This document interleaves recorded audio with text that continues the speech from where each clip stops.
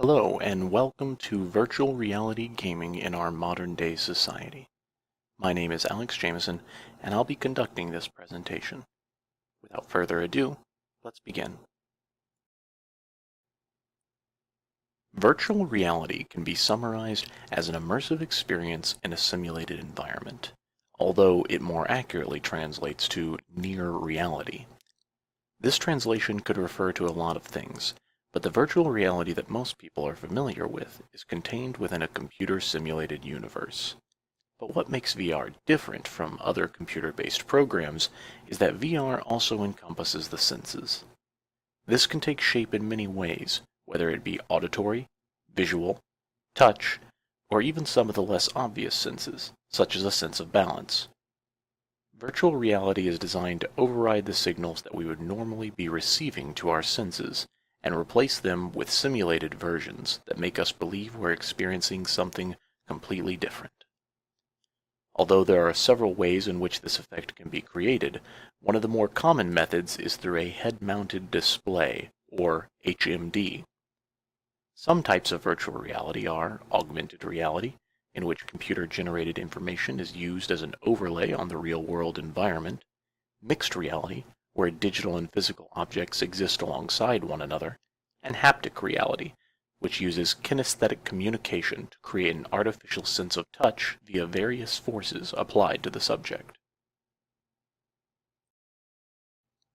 Virtual reality has been around for a great length of time, even as early as the 19th century in a sense.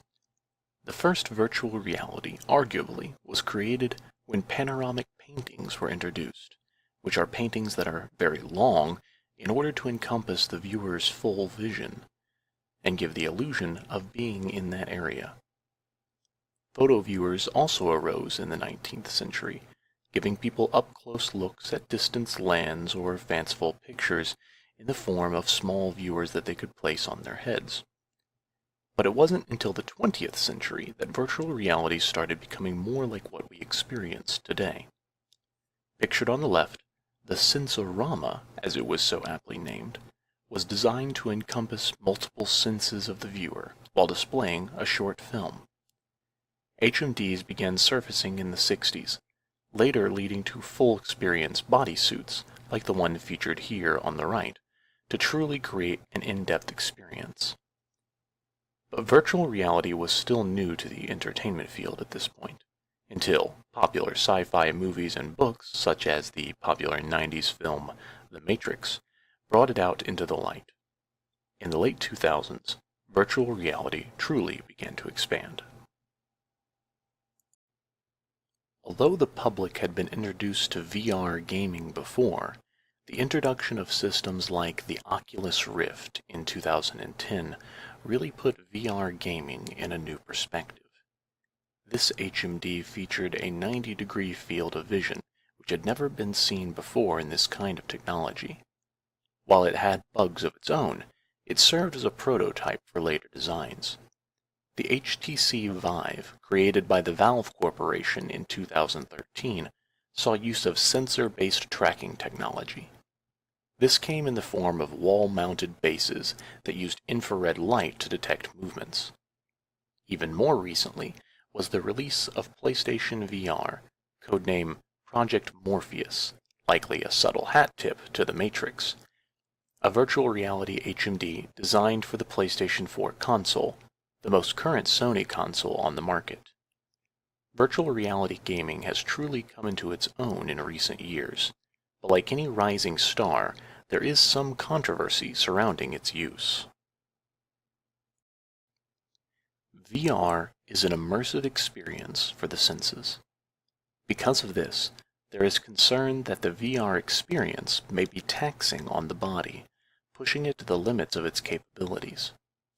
Seizures are common for various reasons, such as exposure to flashing lights. Repetitive stress due to eye strain can occur, as well as cyber sickness, a sensation not unlike seasickness or even vertigo. And even beyond that are potential physical injuries.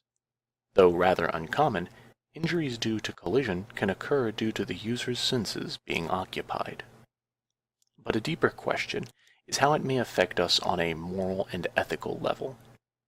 Video games are already a target of heated debate regarding violence and sexual content, something all too often depicted in movies.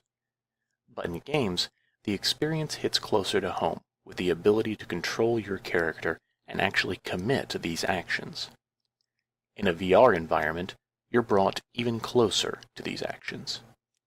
Desensitization to violence, committing virtual crimes, these are issues that can arguably influence users toward harmful behavior. With such hot topic issues, it leaves you wondering where we may see the future of VR gaming from here. VR still has a long way to go in order to catch up with the sci-fi representations we often see.